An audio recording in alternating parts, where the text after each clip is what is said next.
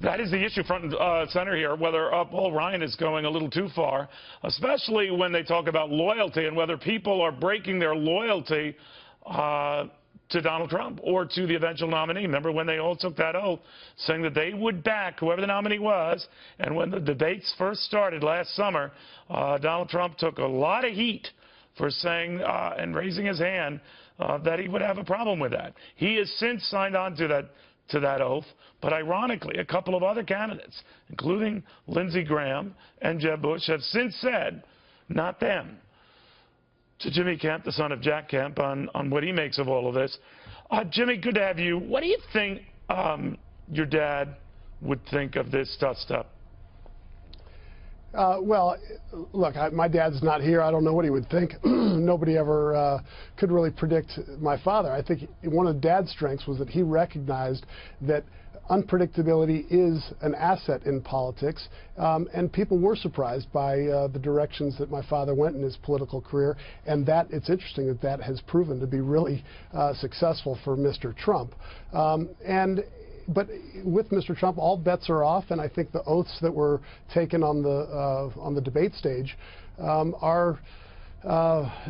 I wouldn't say that they're solemn oaths in this well, clearly process. not. But I mean, the other side, if you think about it, and I should posit here, Jimmy, that Donald Trump doesn't come on this show, so I'm not in the corner for him or whatever. I mean, if he doesn't want to come on here, seems to think he's treated unfairly, that's fine. That's his won't. But here's what's unfair about this. They demanded, loyalty tests from him. Yet when he wins and gets a nomination easily, they're not making good on their own commitment to a promise they made. So do they look like hypocrites? Yeah, I'm sure many people think they look like hypocrites, but the bottom line is that Mr. Trump was ready to renege on his oath. It appeared a few weeks ago, and I don't think that that's that big of an issue. The bottom line issue is really what you were talking about with Pat Buchanan, and where does the party go from here? Clearly, well, where do you think it goes? There's definitely a schism, Jimmy, and by that I mean Bob Dole grudgingly, and I say grudgingly because he was not a fan of Donald Trump, but he would say he's going to stand behind Donald Trump. Dick Cheney the same. Paul Ryan, as we said, is still not quite convinced yet. We've heard that in the entire Bush family, they're skewing the convention altogether to say nothing of not supporting Donald Trump. Then Lindsey Graham, who's skipping out on the festivities and also not supporting Donald Trump. Yeah. Do you think that some of these guys end up looking like babies? Yeah, I think lots of politicians end up looking like babies, and unfortunately, I feel like there are times that Mr. Trump has absolutely looked like a baby, and he's the nominee. And so this is the time where the conversation has to it has to get better.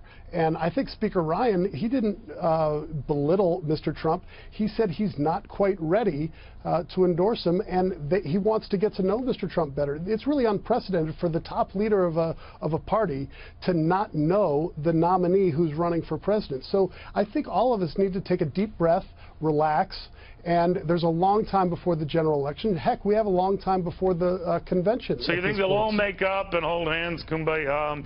I don't know, Neil. I don't know, Neil. I mean, it'll be really interesting to watch how Mr. Trump morphs into a presidential persona. And why should the onus be on him? Why should the onus be on him? He won. Yeah, no, but if he chooses not to represent the conservative ideals and principles that the Republicans have represented, then it's not incumbent upon others to, bow down and kiss the ring and do whatever Mr. Trump wants. We'll see where it goes. Jimmy, thank you very much. Good seeing you again. Thanks for having me, Neil.